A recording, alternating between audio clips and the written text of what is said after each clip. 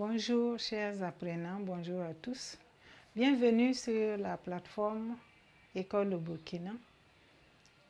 Madame Tenkodo Anne, professeure certifiée des lycées et collèges. Nous sommes ensemble pour le dernier chapitre en histoire, terminale A. Les aspects des civilisations négro-africaines. La leçon numéro 1 porte sur la notion des civilisations et son évolution. Le chapitre 4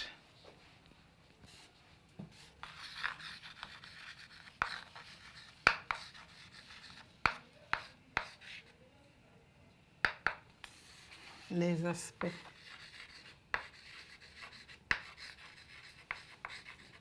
des civilisations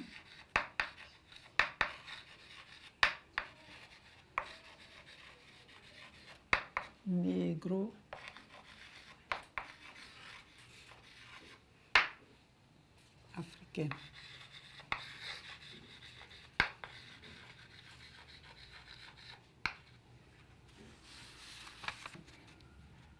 Première leçon que nous allons aborder, la notion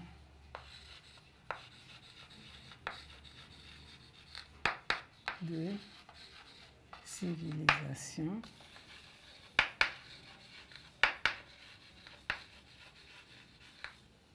et son évolution.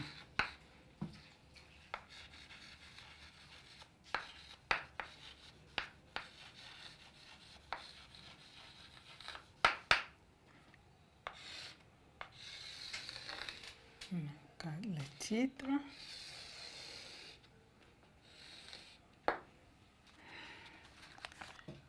Introduction.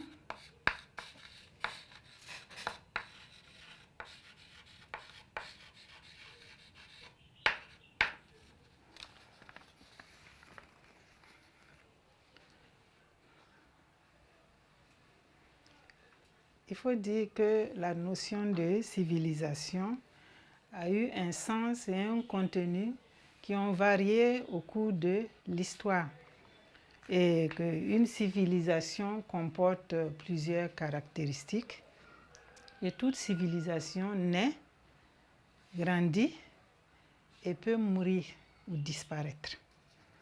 Donc dans cette leçon, nous allons aborder, nous allons avoir deux grands objectifs. Le premier, c'est la notion de civilisation et son évolution que nous allons expliquer. Et en deux, nous allons analyser les facteurs d'évolution d'une civilisation. Donc, grand 1.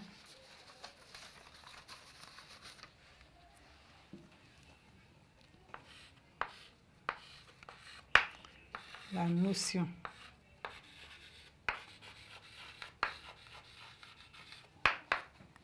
de civilisation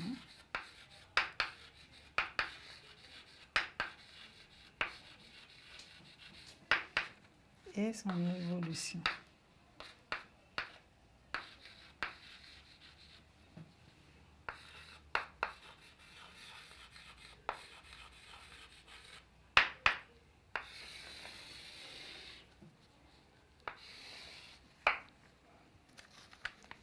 Petit 1.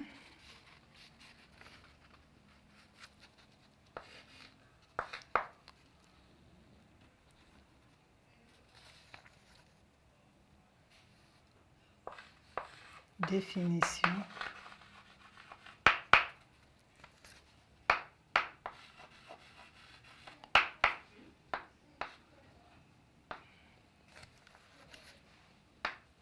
d'une civilisation.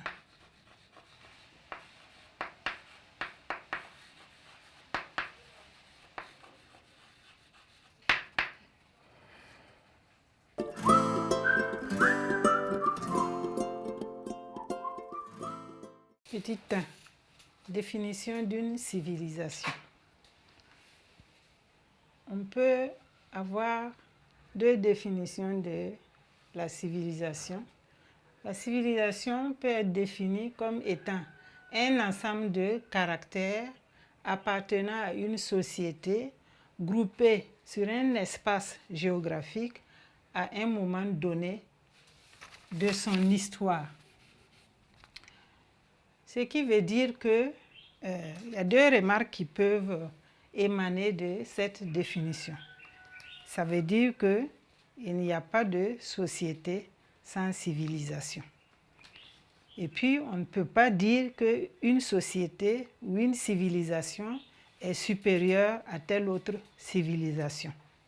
C'est seulement des différences qui existent. Voilà ce qu'on peut donner comme définition et faire des remarques là-dessus. Donc, première remarque, il n'y a pas de société sans civilisation, parce que dans la mesure où une société est groupée dans un espace donné, elle a des caractéristiques communes qui en font sa civilisation. Et on ne peut pas dire non plus qu'il y a une civilisation supérieure et une civilisation inférieure. Il n'y a que des différences entre les civilisations.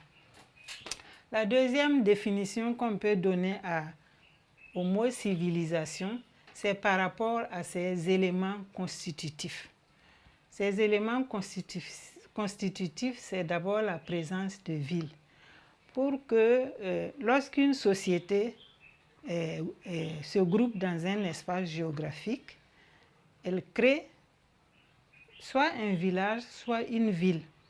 On se rappelle que les premières villes ont été créées pendant la période du néolithique. À partir du moment où il y a une ville et que les peuples sont regroupés, ils s'organisent pour pouvoir bien vivre.